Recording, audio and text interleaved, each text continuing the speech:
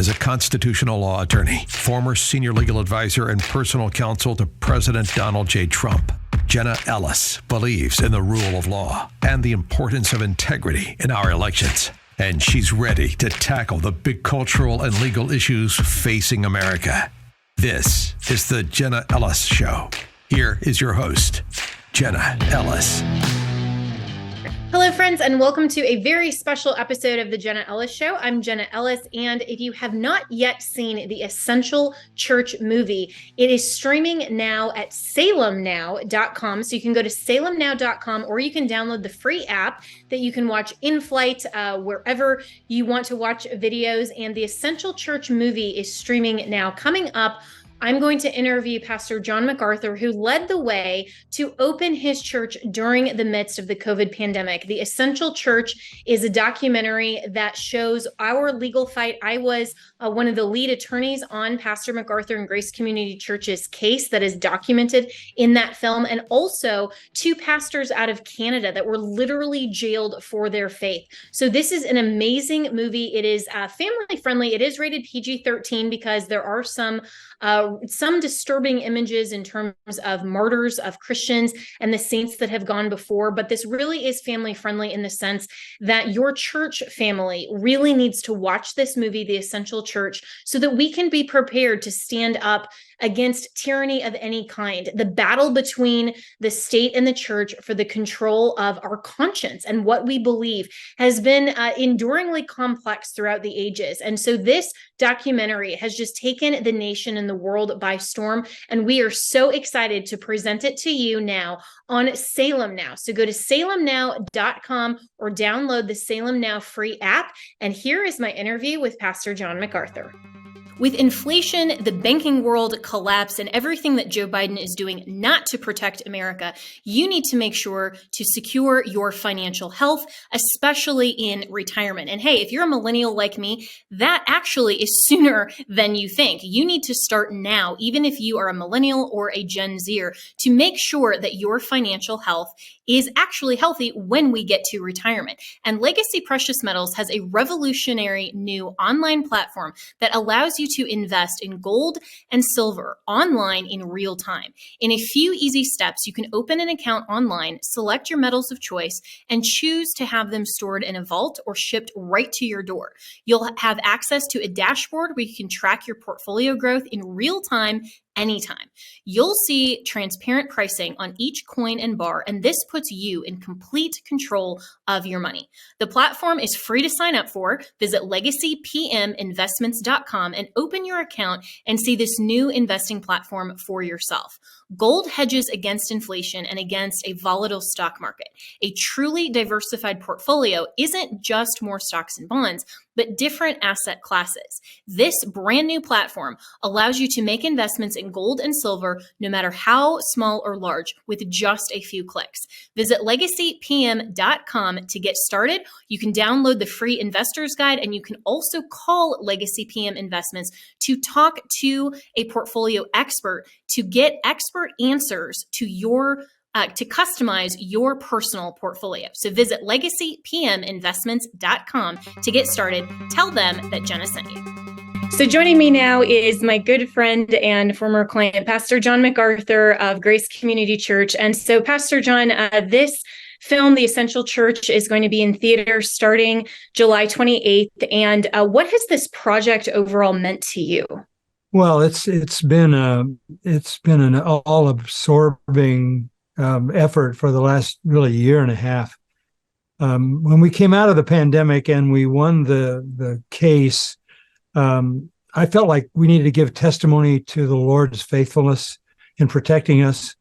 And I didn't want to wait 25 years until somebody wrote a book about the case. I said, while this thing is still hot and everybody's still aware of all of the elements of it, we need to tell this story so that when the next wave of hostility comes against the church, people are going to be prepared, and they're going to see that you can take a stand and God will honor that. So this is really our testimony to the Lord's faithfulness that we wanted to get out there so people can be strengthened by it and be ready for whatever's coming down the road. And, you know, we knew we had guys that had a lot of experience in media but I had no idea that they were as good as they were because we'd never done a documentary before.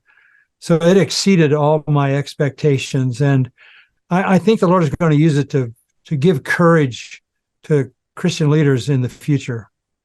Yes, I really think so too. And I've had the opportunity to see this production. And you're right, it is incredible. And it's such a clear presentation of the gospel. And also the church's stand, not just in this moment from the 2020 shutdowns and moving forward, but why it's so important that we understand the church's position as Christ being the head of the church throughout world history and church history. And so that historical element and putting this in context, I think was really important as well. And what do you hope that the Christian and especially pastors take away from that message? Well, Jesus said in the Sermon on the Mount, "Blessed are you when men persecute you and say all manner of evil against you for my sake." So that's a pronounced blessing. We know the part about blessed are the meek and blessed are the poor in spirit and all of that, but blessed are the persecuted. That's a promise of blessing in persecution for those who are faithful to the Lord.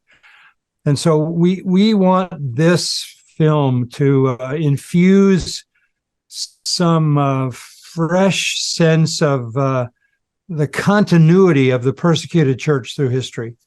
As important as our little piece was in our day, we wanted it to be much bigger than that. So we picked a time in the 1600s back in Scotland when the church was fighting for Christ's headship against the King of England.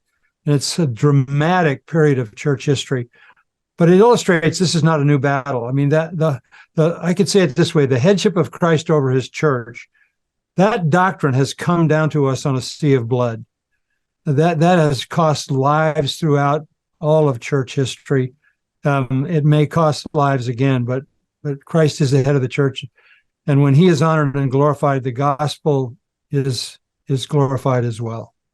Yes. And one of the pieces now looking back at the phenomenal and amazing victory, really that it was for Grace Community Church to prevail in this lawsuit when it was at the very beginning. I mean, me and my colleagues who represented you in the church were saying the precedent right now is so against us, but we are going to take the stand for the church. We're going to go on the offensive. And what I think a lot of people are missing from looking now backwards is how resolute you and the elder board really were to take that stand when you thought it was more likely than not that you wouldn't prevail. And I remember you saying that you were willing to go to jail and saying, well, then I'll have a jail ministry. And that wasn't a remark that was, well, that's a possibility and it's kind of a laugh off thing. It was something that was a very real threat and a very real possibility. And so what do you hope that people understand about the moment of the decision to take a stand? Well, I think you have to understand this. You can't predict what the future is going to bring, but you can have convictions that don't change. The future changes, things come, things go. I don't know specifically what the government may or may not do in the future to the church, but it really doesn't matter if my convictions are biblical. And that's the thing that anchored me. It didn't matter whether they said, we're going to take away your parking lot, or we're going to force you to shut down, or we're going to make you wear masks, or we're going to do this, or we're going to put you in jail, or we're going to fine you. It didn't matter what that was. The only thing that mattered to me was, on what biblical basis do I take a stand? And whatever comes, can't alter that. So that was the fixed point that I was at. And I remember you telling me that you had a conversation with the attorneys and they thought we had 1% chance to win the case. 1%. And they were fighting for us. I mean, they kept coming back to me in all honesty and saying, well, would you concede this? Would you allow this? Would you do masks? Would you do distancing? Would you just do something that we can give to the city? And I said, no, because that's not the issue. The issue is that the government has no authority in the church in anything. So it was the basis. It was Christ as the head of the church that was the basis of everything. That doctrine interpreted for me anything and everything that came. And I remember having those conversations with you, and at every single point in the case, whether it was good news or not so good news, and moving forward, God was with us every step of the way. And your consistent response to me was, well, Jenna, here's the next step. And what would the Lord have us do next? And that testimony to me showed really, truly how much you understood that principle, and you were willing to move forward in faith on the promises of God and on what he requires of you and the church. And I'm speaking with Pastor John MacArthur of Grace Community Church, and in the midst of this really incredible documentary, The Essential Church, that will be in theaters across the country, July 28th. And Pastor John, one of the pieces that was new to me was some of those deliberations of the elder board, and how some of the leadership really had to determine in their own mind that same doctrine of what do we understand is the role of the church, what is the role of the government, and has that whole experience for you in any way either changed or clarified your doctrine or your view on Christians' engagement in government and politics? Well, yeah, and I think that's inevitable. I mean, that's just something that's bound to do that. But I would say, just looking at the big picture, we were in this nation right now. I think we have come to the conclusion that you can't believe your leaders. I mean, it doesn't matter what they say or who they are. There's no really compelling reason to assume the integrity and fidelity of anybody in leadership. Doesn't matter what position they're in, because the culture is dominated by lies. But I think that's sort of reached that point in the last 2 or 3 years.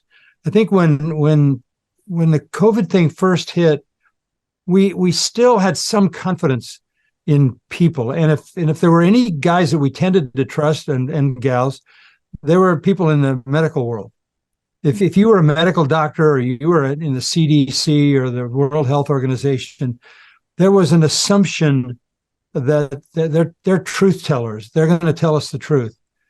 And so the problem with our board initially was they didn't know the reality of what this virus was going to do, but they were being told, really doomsday kinds of effects were coming our way. So I think the guys that were hesitant to keep the church open were looking at this from the standpoint of compassion. And then there was this cry about, if you love your neighbor, you're not going to make your neighbor sick. You're not going to kill your grandma and all that. So that was the hesitance at the beginning, because we certainly didn't want to be a part of that. That was the only hesitance we had. We never equivocated on the headship of Christ in his church, but we understood that, these are science people, these are medical people, they care. I think at this point in our history as a country, we don't trust them at all. I mean, I think whether it's Anthony Fauci or anybody else, they have basically been revealed as people who had agendas that basically overpowered their truth telling. So that's a new reality for them. But at the beginning, our guys were just wanting to be careful until we realized that what they said was going to happen was not at all happening statistically. And that's when the tide began to turn for our leadership. And that makes so much sense, because I think the entire world really took just on face what was coming from not only the coronavirus task force, but was coming from the response from world governments, not just America's leadership. And you have Dr. Scott Atlas in the film as well that was talking about his own experience on the coronavirus task force, and then all of this attempt by the government. Now there's the Missouri versus Biden case, 3 years later, talking about the government's intentional attempt to censor a discussion and the truth about the whole COVID narrative. And that is such a fascinating element of this documentary as well, to see how the truth was not only obfuscated, manipulated, but completely shielded at some points, so that churches like you and pastors like you couldn't make decisions based on just that information, but really had to go and analyze what you could discern for yourselves. And so what was that process like? I think, that was exactly the challenge. So where do we get the data that we really need? Because the stuff they're saying is not true. By the way, Scott Atlas has a great line in the film. He says he was on the task force, and he said it was marked by total incompetence. I mean, at that high level, in gathering this group of people supposed to save everybody's lives, there was incompetence. But so it was not just deception; it was a combination of incompetence and deception. But what I had to do was find some legitimate sources. And I was able to find them through a friend of mine who was a very, very well-trained and long-term guy in the medical world who knew where the real story was. And so he fed me data that was legitimate data. And then it began to surface as well in more public ways. But I was being fed this from a very close friend in the medical field, who was saying they're not telling the truth. This is not reality. And so I was warned by that. And then when it became apparent that he was giving me things that were starting to show up, that's when the transition began from saying we need to be careful to this is not what it is being sold to be. And there were a lot of pastors, Pastor John, that in the immediate sense, when Grace Church put out their statement, Christ is the head of the church, not Caesar, that you got a lot of pushback as, someone who was rebellious or someone who was being arrogant, or, any of these other motivations that really didn't describe what was going on. And I think that this documentary really shows not only the struggle, but also the doctrine that is true for all decisions throughout the ages. Have you had pastors now who were concerned about Grace Church's stand then come back after this phenomenal win, and also as some pastors have started pre-screening this film and come back to you and either in an apology or with a new sense of understanding and saying, now I get it? Yeah, I'm still waiting for the group to show up, because some of them were really vocal. There were articles written on why is MacArthur doing this. They were saying, this is the basic argument that why are you wasting your ammunition? Why are you going to fight the government on this issue? Why don't you wait till it's homosexuality or something else, something more significant? You shouldn't be fighting this battle. This is about a flu, a virus, and blah, blah, blah. But my response was this: we fight every battle. Any attack on the church, doesn't matter what it is. We're not looking at the attacks on the church and saying, okay, this is only a 2, so we'll ignore it. We'll wait for a 7 or an 8 on the scale comes along.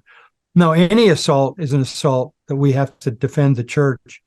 But I think it was really that we began to understand that they were not telling us the true story. And we got our elders to understand that. And we also came to the conclusion with the Christ, the head of the church document that we did, that even if it was the plague we were going to open, that we would do what churches did during the Black Death in Europe, or the bubonic plague, or other plagues in history. The church stayed open, and pastors cared for sick and dying people. That's part of our calling in the world. The church becomes even more critical, when death looms in some epic form over a society. That would be true in any situation. So we're not going to protect ourselves. So we're going to leave it to the Lord, and we're going to do what we do. And I think what turned out to be true from a scientific standpoint is we didn't follow any of the guidelines at all. So we shared all of our diseases.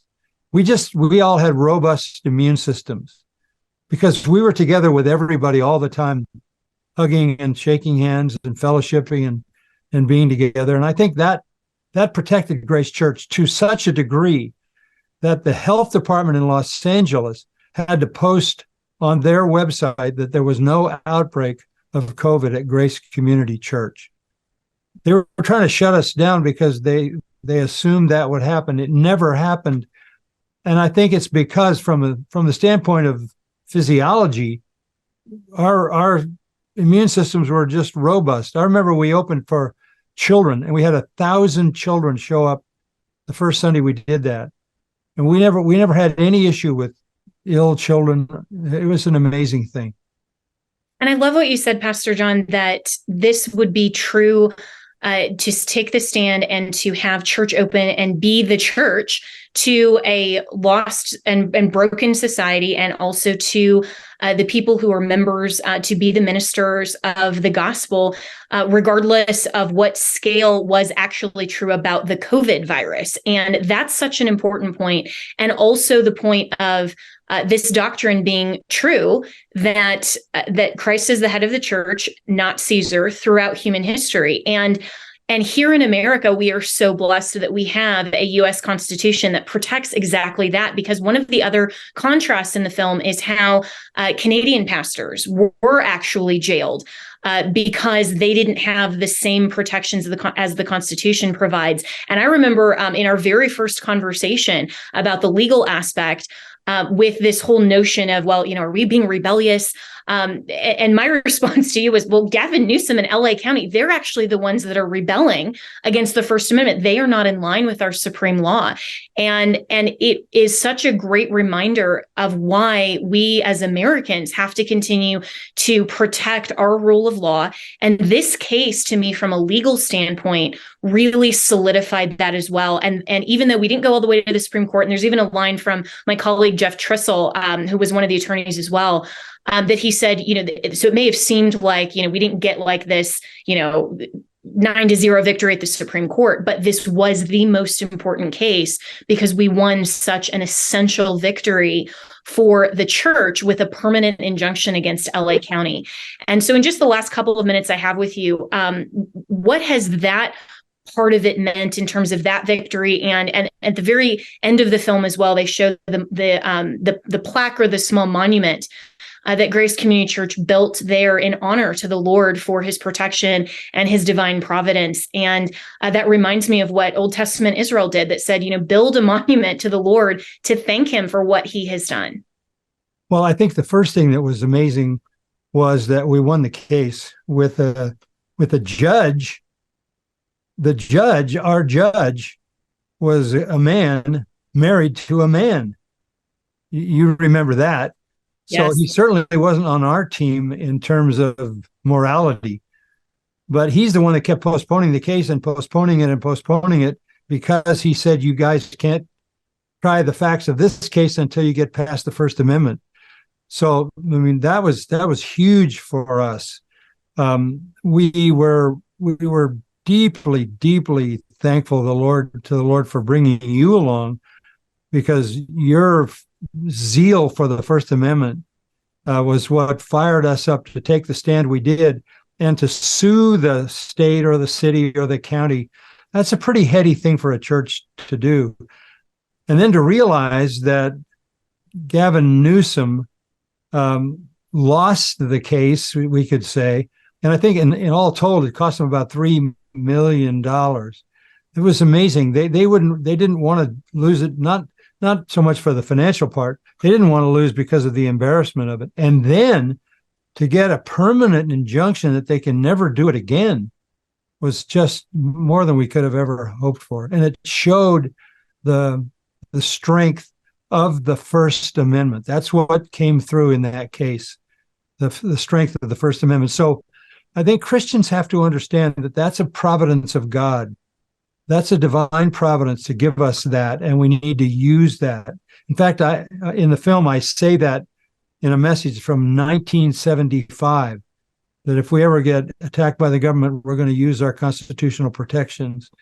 So that, we have to use the tools that the Lord gave to us. So that's the strength of the First Amendment, and reason that we need to be very, very careful not to let future politicians take that away. Absolutely. And the film is The Essential Church and will be in theaters July 28th. And I'm looking forward to joining you in LA soon for the premiere. And Pastor John MacArthur, thank you so much for your stand for your ministry and for your witness, your testimony. And I consider you one of the great cloud of witnesses that will permanently, from this moment forward and throughout your entire ministry, be someone that is truly showing other church leaders and other Christians how to stand firm and obey the Lord and trust in his promises. You've been such an amazing pastor and witness to me in that, and have encouraged me in my faith. And I know that this documentary is going to encourage so many others that when the next thing happens, they can take a stand as well. And they can be confident that regardless of what happens, the promises of God are true. And he's the same yesterday, today, and forever. And we can rely on that. So thank you for your ministry. And I just love and respect you so much. Well, thank you, Jenna. And I would just say one thing in parting. This nation needs strong men, and it needs to start in the church. Amen to that. Amen. Well, thank you so much, Pastor John. Thank you.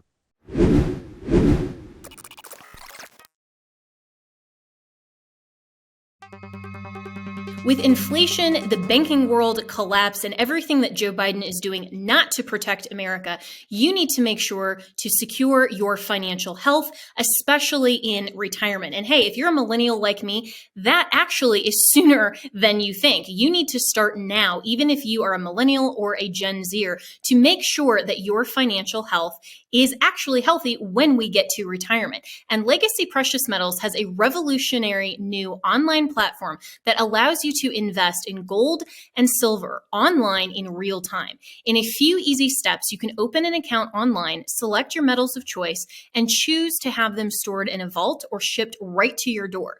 You'll have access to a dashboard where you can track your portfolio growth in real time anytime. You'll see transparent pricing on each coin and bar, and this puts you in complete control of your money. The platform is free to sign up for. Visit legacypminvestments.com and open your account and see this new investing platform for yourself. Gold hedges against inflation and against a volatile stock market.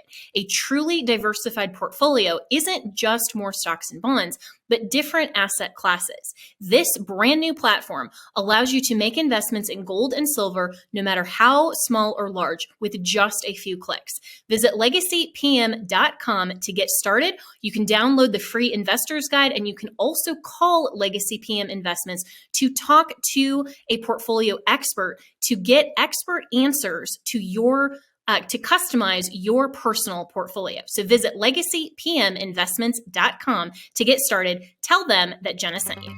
On MyPillow's 20-year anniversary, with over 80 million MyPillows sold, Mike Lindell wants to thank each and every one of you by giving you the lowest price in history on his MyPillows. You will receive a queen-size MyPillow for only $19.98. The regular price is $69.98 and just $10 more for a king size. You'll receive deep discounts on all MyPillow products such as bed sheets, mattress toppers, pet beds, mattresses, my slippers, which I love, and so much more.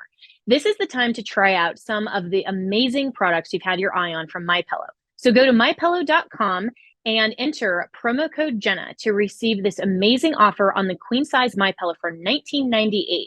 You can go to mypillow.com or call 1-800-564-8475. Be sure to use the promo code Jenna. This offer comes with a 10-year warranty and a 60-day money-back guarantee. It's time to start getting the quality sleep you deserve. This offer comes with a 10-year warranty and a 60-day money-back guarantee. It's time to start getting the quality sleep you deserve. Go to mypillow.com, use the promo code Jenna. When the government used emergency edicts during COVID to restrict the gathering and worship of churches, 3 pastors facing the risk of imprisonment, unlimited fines, and their own churches being ripped apart, took a courageous stand and reopened their doors in the face of a world that chose to comply. The Essential Church is a feature-length documentary that explores the struggle between the church and government throughout history. This fascinating story uncovers those who've sacrificed their lives throughout history for what they truly believe in. Rediscover why the church is essential and how we prove that this stand remains true from a scientific, legal, and most importantly, biblical perspective. This is not your typical movie. It'll change your life. You need to see this movie with your friends and family. The Essential Church is streaming today exclusively at SalemNOW.com. That's Essential Church, streaming at SalemNOW.com.